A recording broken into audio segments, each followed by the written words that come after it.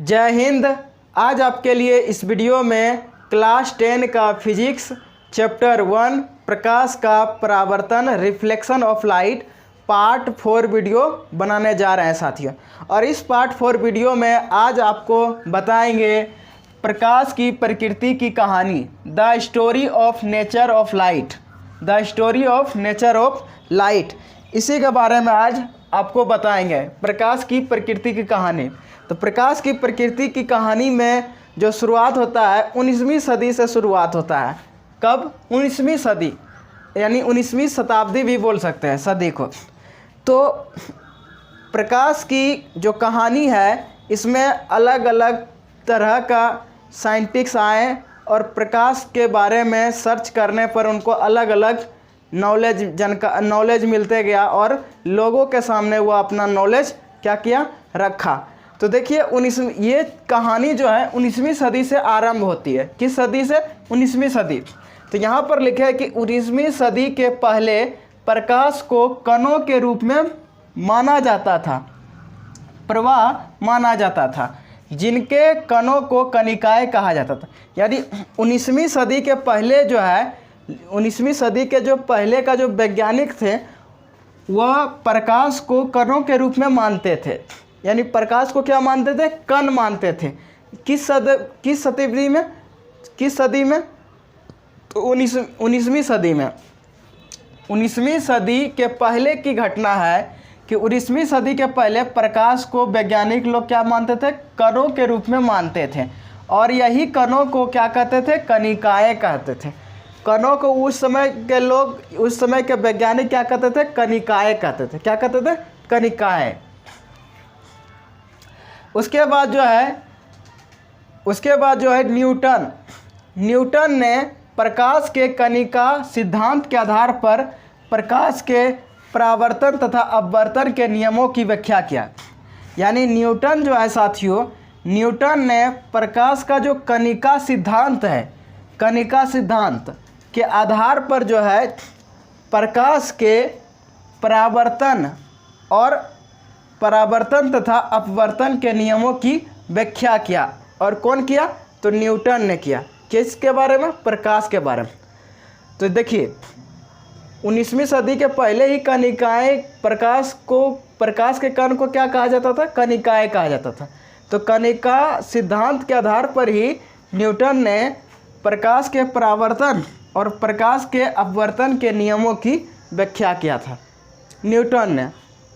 उसके बाद जो है सन 1678 में हाइगेन नाम के एक वैज्ञानिक ने, सन 1678 में एक और वैज्ञानिक आया जिनका नाम था हाइगेन। क्या नाम था? हाइगेन।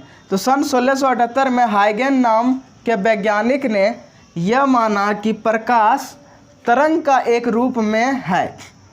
क्या बोला? प्रकाश तरंग का रूप में। और 19वीं सदी के पहले का जो वैज्ञानिकों ने क्या कहा कि प्रकाश कणों के रूप में माना जाता है। प्रकाश क्या है? कण है, उनका कहना था। और सन 1678 में जब हाइगेन नाम का वैज्ञानिक ने प्रकाश के बारे में रिसर्च किया तो उसको पता चला कि प्रकाश जो है कण ना होकर तरंग का एक रूप है, तरंग का रूप है। ये बात, प्रकाश तरंग का एक रूप है, ये बात किसने कहा? तो हाइगेन ने कहा। कब? सन 1678 में बताया यह बात।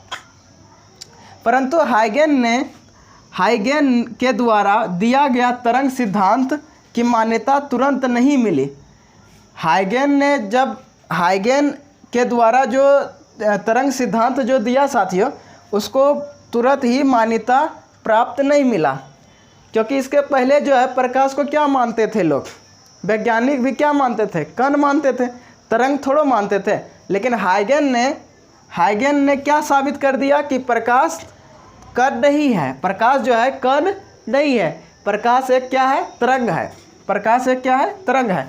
तो ये बता दिया। तो हाइगेन जो सिद्धांत दिया प्रकाश के बारे में, कौन सा सिद्धांत दिया? तरंग सिद्धांत। कौन दिया? हाइगेन। हाइगेन ने प्रकाश के बारे में कैसा सिद्धांत दिया? तरंग सिद्धांत।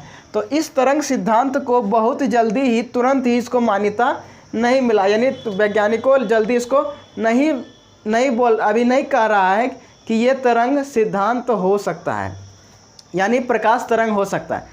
तो क्या हुआ उसके बाद जो है देखिए, उसके बाद सन 1801 में थॉमस यंग के तरंग सिद्धांत को प्रयोग द्वारा प्रदर्शित किया।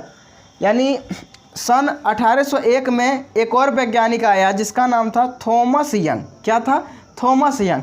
तो थॉमस यंग ने तरंग सिद्धांत को, देखिए तरंग सिद्धांत को पहले किसने बताया था? हाइगन ने। उसके बाद जो है सन 1801 में थॉमस यंग ने तरंग सिद्धांत को प्रयोग द्वारा प्रदर्शित किया। यानी थॉमस यंग ने 1801 ईस्वी में तरंग सिद्धांत को क्या किया? प्रयोग किया, किसी काम में प्रयोग किया, और प्रयोग करने पर इसे पता चला कि हाँ, प्रकाश तरंग भी हो सकते हैं और साथ ही साथ कण भी हो सकते हैं। 1873 ईस्वी में मैक्सवेल ने यह माना कि प्रकाश उच्च आवृत्ति की विद्युत चुम्बकीय तरंग है। देखिए 1873 ईस्वी में मैक्सवेल ने यह माना, यानी यह कहा कि प्रकाश उच्च आवृत्ति की विद्युत चुम्बकीय तरंग है। देखिए ये कह रहा है मैक्सवेल ने क्या कहा कि प्रकाश जो है उच्च आवृत्ति की विद्युत चुम्बकीय तरंग है, और इसे जो है हर्ट्ज ने 1887 में प्रायोगिक रूप में प्रदर्शित किया। यानी देखिए मैक्सवेल ने यह बताया कि प्रकाश उच्च आवृत्ति की विद्युत चुम्बकीय तरंग है। ये बात मैक्सवेल ने बताया 1873 में, लेकिन इस विद्युत चुम्बकीय तरंग को हर्ट्ज ने 1887 में प्रायोगिक रूप में प्रदर्शित किया। उसके बाद देखिए अगला पॉइंट, 1901 में मैक्स प्लांक ने प्रकाश को ऊर्जा युक्त कण कहा। मैक्स प्लांक ने प्रकाश को ऊर्जा युक्त कण कहा, जिसे फोटोन कहते हैं। देखिए जिसे क्या कहते हैं? कण को फोटोन कहते हैं। और इस आधार पर आइंस्टाइन ने प्रकाश विद्युत प्रभाव की सफल व्याख्या कर पाया। इसी आधार पर जो है आइंस्टाइन ने प्रकाश विद्युत प्रभाव की सफल व्याख्या कर पाया। यानी क्या देखें, प्रकाश की कहानी में, प्रकाश प्रकृति की कहानी में देखें कि अलग अलग साइंटिस्ट ने प्रकाश के बारे में रिसर्च किया, और रिसर्च करने पर उसे अलग अलग सिद्धांत प्राप्त हुआ, और वह सिद्धांत जो है लोगों के सामने क्या क्या रखा, और जिससे जो है धीरे धीरे करके हर वैज्ञानिक अलग अलग प्रकाश के बारे में बताया, और लास्ट में जो है आइंस्टाइन ने प्रकाश विद्युत प्रभाव की सफल व्याख्या कर पाया। तो आज हम लोगों ने प्रकाश की प्रकृति के बारे में कहानी को समझे। तो साथियों इस वीडियो को देखने के लिए धन्यवाद।